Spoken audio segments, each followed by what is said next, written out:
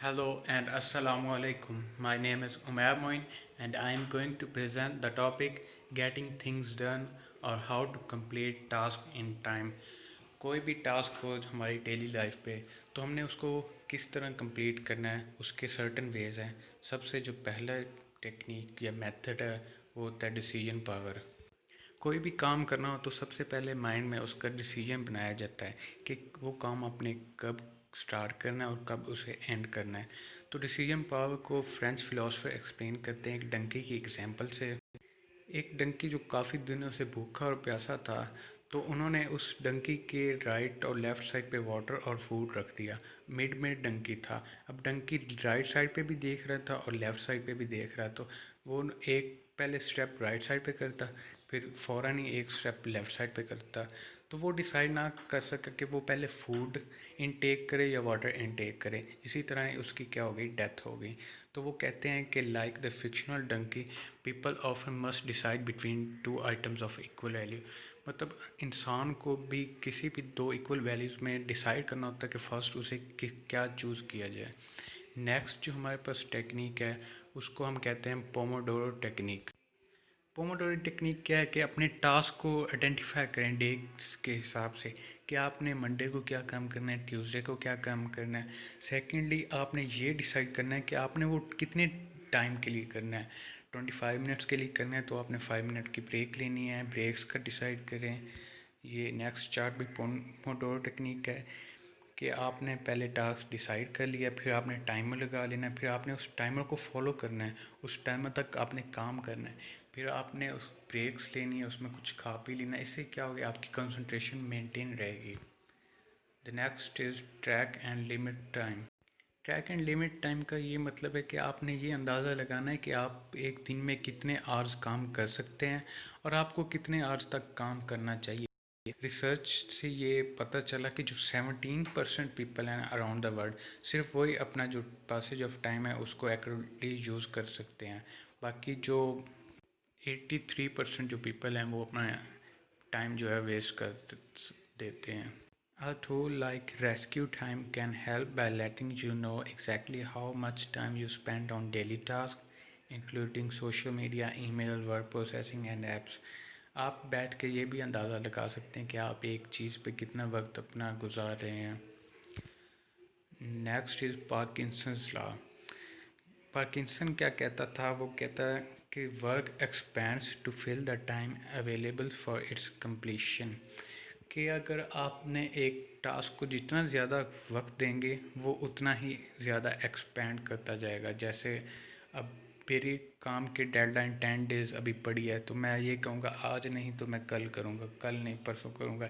इसी तरह क्या है कि वो एक्सपेंड होता जाएगा। अगर मुझे पता है कि वो एक चीज़ मैंने कल सबमिट करवानी है तो वो आज उसके लिए एफ़र्ट करूँगा और उसके लिए काम करूँगा। जितना कम टाइम होगे उतनी ही ज़्यादा एफ़र्ट होगी और जितना ही टाइम ज़्यादा होगा एफ़र्ट उतनी कम होगी। ये एक पीक से शो हो रहा है। आप कोई भी काम कर रहे हैं तो सबसे जो इम्पोर्टेंट है ना, आप उसमें रेगुलर ब्रेक्स रखें। फॉर एग्ज़ाम्पल आपका काम 5 आवर्स का है तो आप 40 मिनट्स पहले काम करें, फिर 20 मिनट्स की ब्रेक ले लें या 10 मिनट की ब्रेक ले लें, फिर आप स्टार्ट करें काम, फिर आप 10 to 20 मिनट्स की ब्रेक ले लें। ब्रेक्स लेने से ये पता चला कि आपकी जो कंसंट्रेशन है वो इम्प्रूव होती है और रिसर्च से ये भी पता चला कि जो आपके कांस्टेंट लेवल ऑफ परफॉर्मेंस है वो मेंटेन रहती है। Next is self impose deadline. अगर आपको कोई भी काम मिला है तो आप अपने माइंड में उसकी डेडलाइन बना लें।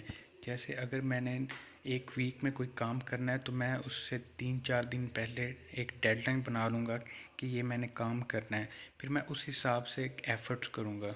डेडलाइन से ये होता है कि आप काम के लिए फोकस्ड हो जाते हैं और आपकी प्रोडक्टिविटी इंक्रीज़ हो जाती है और इससे ये भी होता है कि जो आपके ऊपर स्ट्रेस होता है वो कम होता है। Next is quite multitasking. जैसे हम कोई भी काम अभी स्टार्ट करते हैं तो 2 मिनट बाद हम फ़ोन उठा लेते हैं या बाहर चले जाते हैं या कुछ खा लेते हैं, कुछ पी लेते हैं, तो काम क्या होता है, एक्सपैंड हो जाता है। उससे क्या होता है, हमारी कंसंट्रेशन एक नहीं रहती और हमारी एफिशिएंसी है वो भी क्या होती है, डिक्रीज़ होती है। साइकोलॉजिस्ट ने रिसर्च की तो उनको पता चला कि जो मल्टीटास्किंग होती है उससे क्या होता है कि एक तो हमारा टाइम वेस्टेज ज़्यादा होता है और उससे हमारी प्रोडक्टिविटी भी डिक्रीज़ होती है। Next is cognitive dissociation. ये एक साइकोलॉजी की टर्म है, कॉग्निटिव डिसोसिएंस। इससे वो कहते हैं कि अगर आप कोई भी काम चूज़ करते हैं, जैसे आपने कोई फील्ड चूज़ कर ली, तो जब वो काम आप हाफ से ज़्यादा कर लेते हैं तो आपके माइंड में क्या होता है, एक कन्फ्यूजन होती है कि काम ये मैं सही कर रहा हूँ या मैं ये गलत कर रहा हूँ। जैसे अक्सर होता है कि लोग जॉब्स या कोई भी काम करते तो वो मिड में जाके ये कह रहे होते हैं कि ये पता नहीं मैं ठीक कर रहा हूँ कि नहीं ठीक कर रहा। जो वो दो आइडियाज़ होते हैं, करना और ना करना, वो क्या होते हैं, एक दूसरे को ऑपोजिट अपोज कर रहे होते हैं, जिससे क्या होता है, स्ट्रेस इंक्रीज होता है। तो कहते हैं कि जो अनप्लेजेंट ट्रूथ्स होते हैं हमेशा उनको चूज़ करना चाहिए और कंफर्टिंग लाइज को चूज़ नहीं करना चाहिए। नेक्स्ट इज़, जहाँ पे आप कोई काम कर रहे हो तो आपके इर्द गिर्द कुछ अच्छा प्लेजेंट लुकिंग चीज़ होनी चाहिए, या आपके पास खाने के लिए साइकोलॉजिस्ट प्रेफर करते हैं कि चॉकलेट्स पास पड़ी हो तो आपका जो कंसंट्रेशन है वो इंक्रीज़ होती है।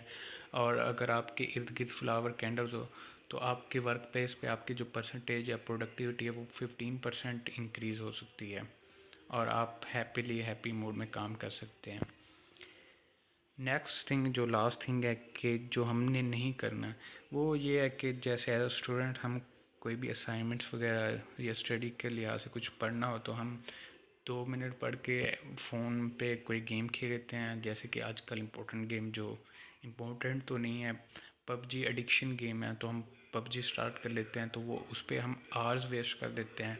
या हम नेटफ्लिक्स पे सीज़न को स्टार्ट करते हैं तो वो एपिसोड देखते रहते हैं, उसकी भी एडिक्शन हो जाती है, एक एपिसोड ख़त्म नहीं होती तो हम नेक्स्ट स्टार्ट कर लेते हैं। और इंटरनेट सर्फिंग, ऑनलाइन क्लास में यही होता है कि हम इंटरनेट सर्फ कर रहे होते हैं, जो ऑनलाइन क्लास है वो बैकग्राउंड में चल रही होती है, हम इंटरनेट पे स्क्रॉलिंग कर रहे होते हैं बस। इससे क्या होता है कि हमारी कंसंट्रेशन तो नहीं होती ना ऑनलाइन क्लास पे, हम बस अपने सोशल मीडिया देख रहे हैं। ये डोंट्स है कि ये चीज़ें हमें नहीं करनी चाहिए। And thank you, that's all from my side. Allah Hafiz, take care.